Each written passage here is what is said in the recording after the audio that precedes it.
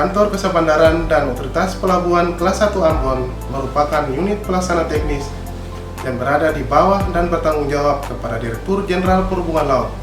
Menurut Peraturan Menteri Perhubungan Nomor PM 71 Tahun 2021, Kantor Kesabandaran dan Otoritas Pelabuhan Kelas 1 Ambon terdiri dari 14 pejabat struktural, di mana dipimpin oleh satu orang kepala kantor kesabandaran dan otoritas pelabuhan yang dibantu oleh 4 pejabat administrator, yakni yang pertama adalah Kepala Bagian Tata Usaha.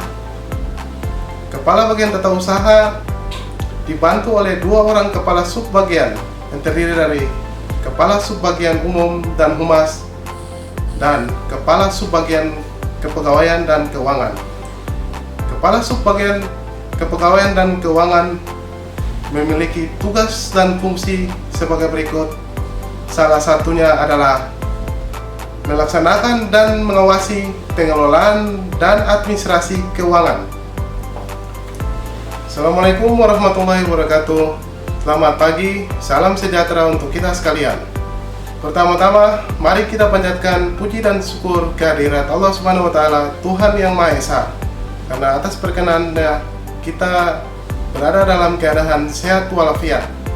Perkenalkan, nama saya Afin Rizal, beserta pelatihan kepemimpinan pengawas Direktorat Jenderal Perhubungan Laut, nomor daftar hadir 08, jabatan sehari-hari sebagai Kasubag Kepegawaian dan Keuangan, Kantor KSOP Kelas 1 Ambon.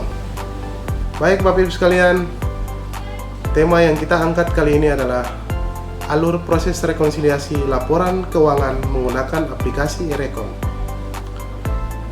Dalam proses rekonsiliasi dengan menggunakan aplikasi e-Rekon dan LK, ada beberapa tahap yang harus kita lakukan.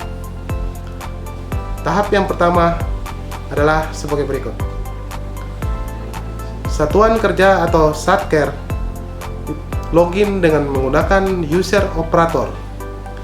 Satker menggunakan data kiriman dari aplikasi Saiba ke aplikasi e-Rekon LK.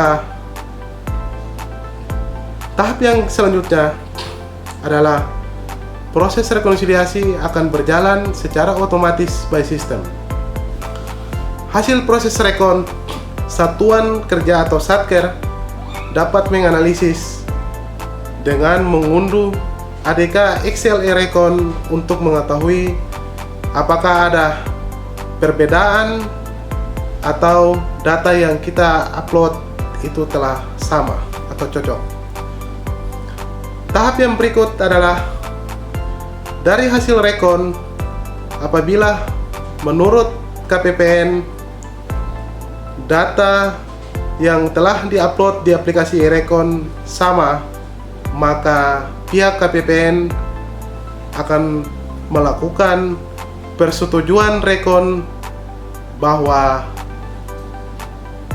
bar tersebut telah siap untuk ditandatangani. Setelah mendapat persetujuan dari KPPN, status e-Rekon Satker yang tertera pada aplikasi Rekon adalah menunggu TTD KPA. Langkah berikutnya adalah Satker melakukan login dengan user KPA untuk melakukan tanda tangan KPA. Setelah bar ditandatangani oleh KPA, sistem akan memberikan status bahwa bar siap untuk di-download. Kemudian rekonsiliasi telah selesai. Rekonsiliasi selesai, Bapak Ibu sekalian, bar yang dicetak itu terdapat tanda tangan yang tertera pada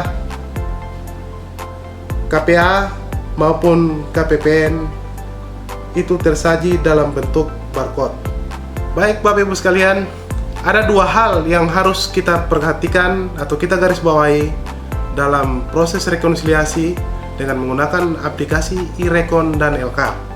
Yang pertama, sebelum melakukan upload ADK ke aplikasi e-Rekon dan LK, terlebih dahulu Satker melakukan rekon internal antara persediaan dan simak BMN. Yang kedua,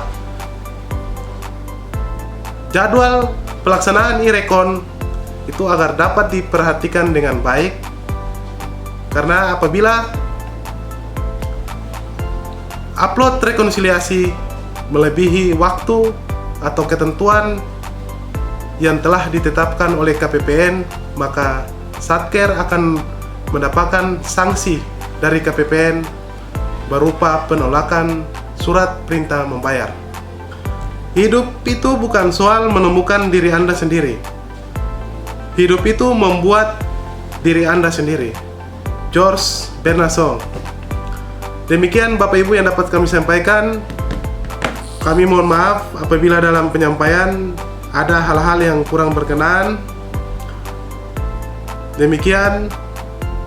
Wassalamualaikum warahmatullahi wabarakatuh.